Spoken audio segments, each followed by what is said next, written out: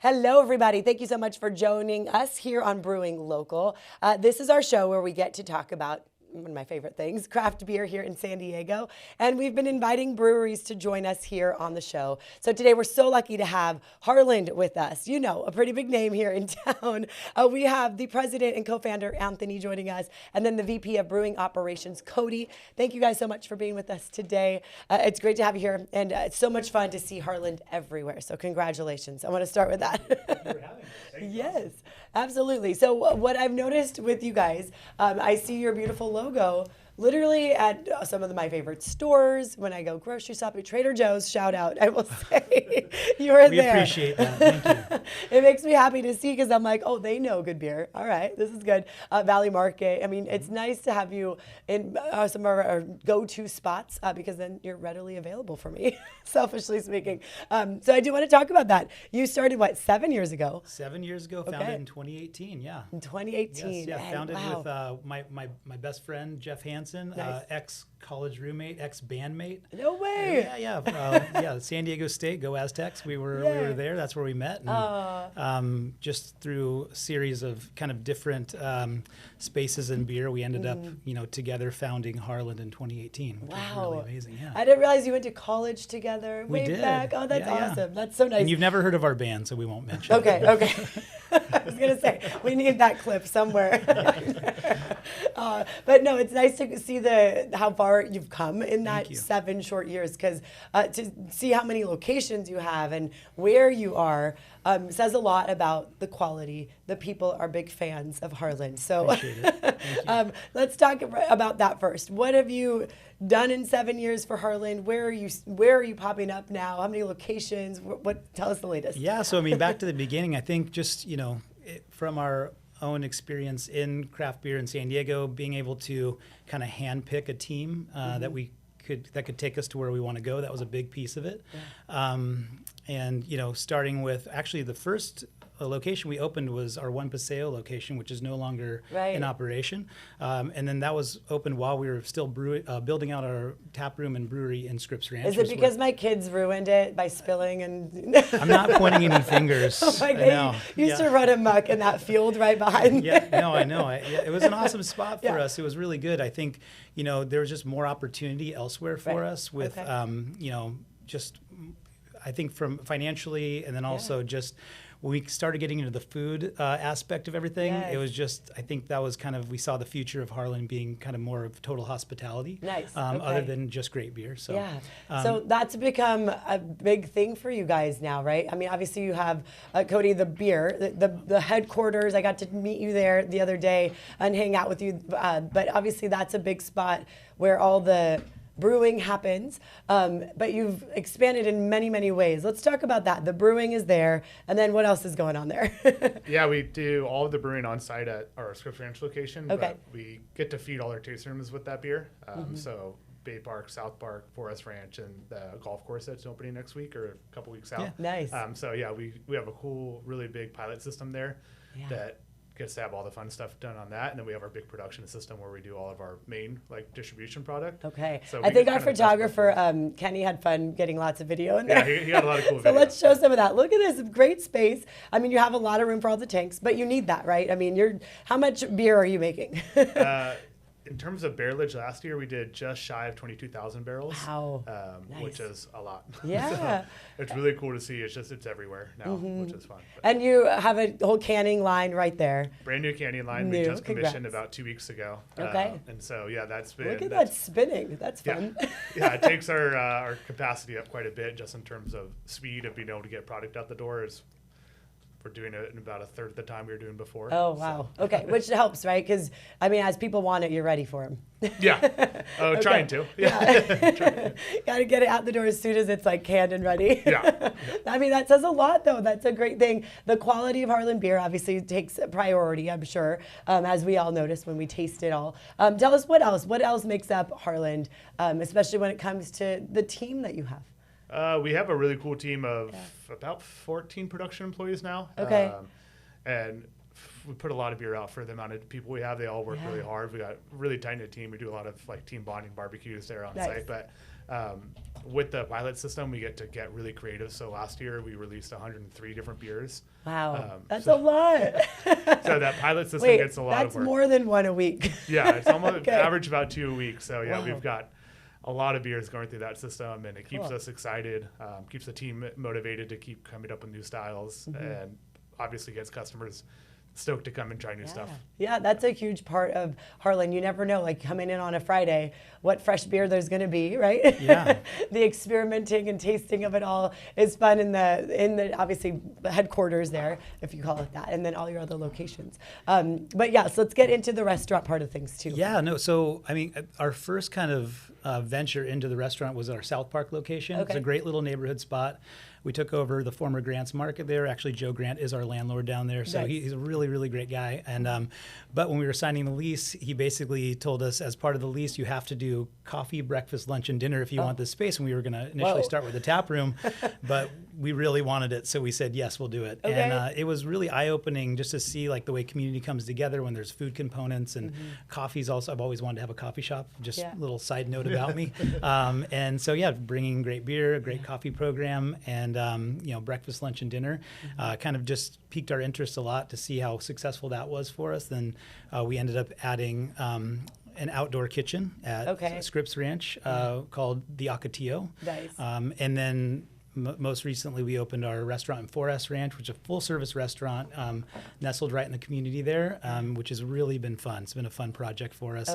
I think that also allowed Chef Scott Cannon to kind of like spread his wings a little bit more and offer some, you know, a little more elevated dishes with still bringing home like the things that everyone likes, like the burgers and the chicken sandwiches and stuff like that. And like the beer pairing idea. It's so Absolutely. fun. Yeah, it's great. And then most recently, actually opening in the next couple of weeks is going to be Mission Bay Golf Course, which we're calling the Clubhouse. Okay. And that's a city project. We've been kind of looking for something like that. It would be like a little bit more of an experiential kind of thing for our guests. And so we're basically taking over all food and beverage at Mission Bay Golf Course. Nice. And we're finishing up the build out now. Like right there off the 5, that's where it. those playgrounds are that we got to go do all the time. 2702 North Mission Bay Drive. So swing by in more ways than one. Come in, swing the wrenches, have some cold Harland beer, and have a good time. That's awesome. And then go to the playground later for the kids to be happy too. Take the kids. You got to take care of the kids. Bring them all. We're going to take a quick break here, but when we come back, I want to talk about the Crone Zone. Obviously, that Jake Cronenworth is a huge fan of Harland, which is great. So we'll get into how that all came together. And then your AAPI celebration. I know that's a big one for you guys. So we'll get into that here in just 2 minutes. So keep it here. Welcome back here. We are here with Harland. Excited to hear about all the success of this brewery, to hear about the many different spots they now have and the beers they're constantly brewing. And they caught the attention of a pretty well-known Padre. So I want to talk to you guys about this. Jake Cronenworth, you have a beer with him. First of all, let's see. What's the name of the beer? Crone Zone? It's the Crone Zone. There it is. That's awesome. So Crone Zone, tell us, how did Jake and Harland all become this, beautiful friendship, or what's become of this? I guess, starting off, seeing him wear the Harland hat when he was in interviews, and I don't even think we really had met him at that point yet. And he was just randomly wearing it at a press conference. The brand. Right? And awesome. I think we did hear from his manager that they were at a private event at TaylorMade Golf. Okay. Tasted some Harland beer that we had collabed with TaylorMade on as a small collaboration, and wanted to meet us. And the rest is kind of history. We just met with them. So just to be clear, you weren't like, Jake, wear this hat. No. He just did it on his own. He liked it. And by the way, some other breweries that were at an event saying, hey, we're here and you guys are not here, but he's wearing your hat. And we're like, great. Just that natural things that happen sometimes. So we appreciate him for that. We have the video of Jake literally putting a hat on. I love this. So this is after the fact, right? After the fact, yeah. We put together, obviously we brewed a beer with him, and we put together a whole line of merchandise from hoodies, hats, multiple hats, t-shirts, sweatshirts, glassware, and little kind of trinkety things. Yeah. Obviously he has such a huge fan base. So to bring those fans to Harland, what a cool experience. For kids too, to be able to see, their favorite player. Yeah. And he's a big supporter of kids, right? It's really cool because we have the Harland, the Cronenworth Kids line too. And so I went to a game recently and I saw a kid in the crowd wearing a Harland shirt with Cronenworth on the back. So they're like, cool. It's like Yeah, it's like the whole rewarding to family. see for sure. Yeah. And the kids' shirts don't say brewing or beer on them. Okay. They just say Just say Harland Harland. 9. Right. So We don't encourage underage Of course drinking. not. Of We've course, never- no. We drink responsibly. But he yes. did do 2 meet and greets with us, which were Nice. great turnouts. I mean, bet. he came out and took pictures with everyone, and he's just a really, really nice guy. Wow, So, yeah, that's really awesome. good dude. So. And he takes the time to hang with the kids too. Yeah. I feel like Yeah, that's he really made a lot special. of time for the kids, which Yeah, was really cool. yeah. He stuck around an extra hour. Oh, Met a bunch of kids there. They're waiting to meet him, so it was really cool to see. I love the organic way this all came together. Yeah, That's it was awesome. very cool. Very cool. nice. Also, this is a big month for you. It's AAPI month, right? So I talked to your head brewer when we were out there the other day. So I want to hear from Brian first about what's coming, what's the new beers that you have. So let's take a listen to that interview real quick. So as head brewer, tell me, you guys have a lot going on at Harland. What's up and coming? What are you excited about? Right now, we are right in the middle of celebrating double API month. So we're doing a lot of Asian and Pacific Islander inspired beers. So every Friday this month, for the month of May, we will be releasing some fun tropical inspired beers. Okay. Are those pretty popular? They are very popular. We will have a couple events revolving around them for the last 2 weekends of, or the last 2 Fridays of May. Okay. And we will also be doing a World Cup kickoff beer. Ooh, so yeah, the World Cup, kind of a big deal here. Oh yeah. What are you going to be doing for that? San Diego is luckily hosting the New Zealand national football team, so we are going with a New Zealand hazy IPA.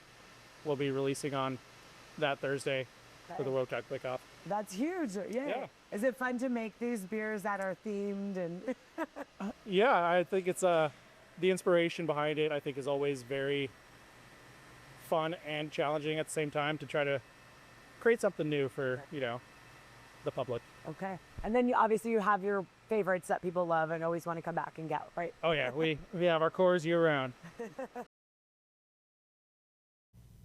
So you just heard why there's over 100 beers a year that come out of Harland. So you brought a couple that you'll have for the month, right? These are already out.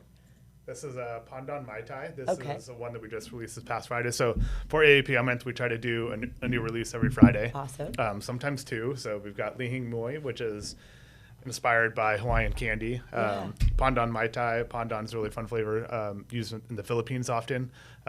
So did our kind of take on a Mai Tai inspired cocktail. Nice. But yeah, we try to do different stuff every Friday, really inspired by different AAPI ingredients. So we have like a Halpia milkshake, Nice. a calamansi meringue pie, sour, just part of the whole How fun. Yeah. pilot beers that we Estonia that we get to do. So Yeah. And of course your Japanese lager, everyone Japanese knows lager, you for. flagship. So Yeah, this let's is see our it. year-round core. Yes, that's what you will see at any store. Hopefully, yeah. Unless it sells out, which Yeah. it can do. Well, yeah, hopefully that happens too. But yeah, Yeah. we sell it. We package a lot of that, brew a lot of that. That's Awesome. definitely our number one flagship Okay. beer in San Diego. So how does this come together? I know you have a lot of people who work for you that have the Asian American Pacific Islander, obviously heritage, sharing their recipes and pieces of their culture in their home. How did all this happen? I mean, tell me why you celebrate it so much at Harland. Yeah, I mean, these are folks that we love that are part of our team and, Right. and have, ideas for different beers that might be, draw in people and kind of raise awareness around this time of year. So Yeah.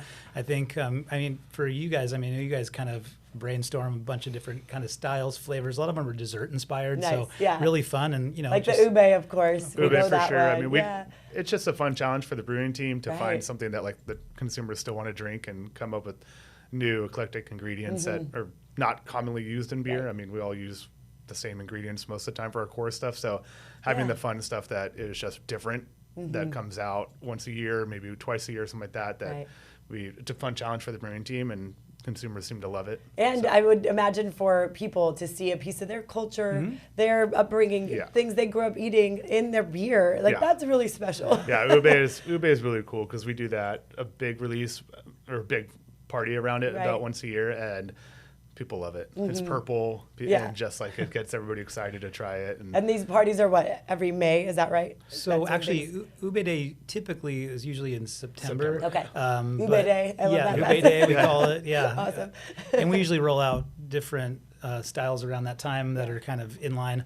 or and we have like some different vendors that come in that are have that background. Right. So, yeah. That's awesome. And then the month of May is a big one for you guys. Absolutely. Yes. Party Yeah. after party. Party after party. I mean, we also kick off Aloha Friday this Friday on the 22nd. So with a triple release, which will be Nice. really fun, and some Okay. Local bands. That's going to be Yeah. great. You're not performing? I'm not performing because we want people to stay. Oh, got it. You know what I mean? Okay. All right. Stay with us because we have a lot more to get into. Coming up next, we're going to talk about some of your collaborations and the way you're able to build up the beer community here in San Diego with, of course, the ability to throw some good parties, which you've done. So keep it here. We'll be right back in just 2 minutes. What's so special about the San Diego beer community is how everyone builds each other up, it seems. Love the collaboration. So Cody, talk about that, why you love doing those, why that's important for Harland. It's really cool to bring all the local community together, but we also try to learn from each other. That's part of the collaboration, and insider talk and sitting around the table and just talking about what works for them, what works for us, and sharing ideas, sharing concepts. And so we have a really big one coming out with Birch and Beer Company. Nice. We're big fans of theirs. They make great beer. Really fun team to work with, and we've learned a lot from them over the years. And so we have a big one coming out called Color Form. You'll see around town, Cool. Okay. up into LA and everywhere. But yeah, it's exciting for us to do those. We try to bring them together often with different collaborations. We probably do about one a month, but about one every 3 months we'll hit the market. Okay. The other ones will be in our tasting rooms. Nice. So, Yes, you have That'll to be a look West for Coast those. IPA. Yeah, West Coast that'll be IPA. West. I mean, Okay, great. All I know right. you're a wants to- fan, right?